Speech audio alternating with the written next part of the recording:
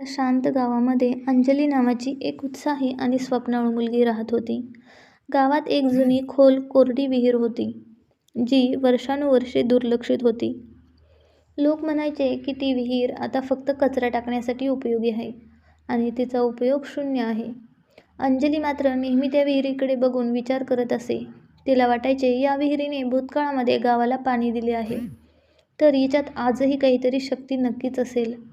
एक दिवस अंजलीने ठरवले की ती त्या विहिरीचे रूप बदलेल. गावातील लोक तिला हसले. मनोज मामा, जो नेहमी नकारात्मक बोलणारा माणूस होता, त्याने अंजलीला थांबवले.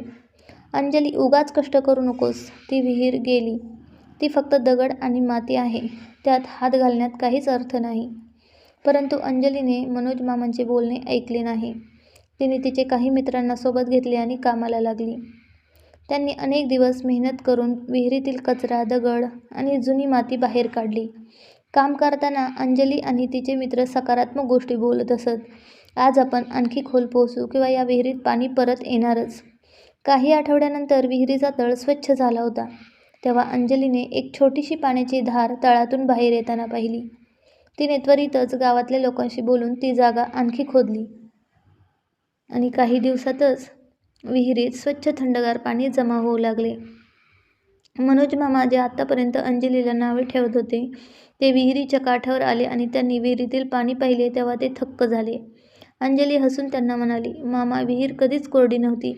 तिची सकारात्मक शक्ती फक्त कचऱ्याखाली दबलेली होती. तिला थोडे प्रेम, विश्वास आणि मेहनत दिली की तिने स्वतःची मूळ शक्ती दाखवली. मनोज मामांना स्वतःच्या नकारात्मक विचारांची लाज वाटली आणि त्यांनी अंजलीचे अभिनंदन केले. त्या दिवसापासून लोकांबद्दल, परिस्थितीबद्दल बोलण्यास सुरुवात केली.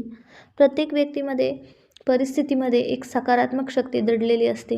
अंजलीप्रमाणे लोकांचे नकारात्मक बोलणे, मनोज मामांचे बोलणे न ऐकता आपल्या ध्येयावर विश्वास ठेवा.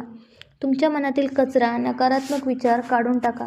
तुम्ही तुमच्या ध्येयावर सकारात्मक ऊर्जा केंद्रित केल्यास तुम्हाला अपेक्षित असलेले पाणी म्हणजेच यश, तुमच्या जीवनातील आनंद तुम्हाला नक्कीच जीवनामध्ये परत भेटेल.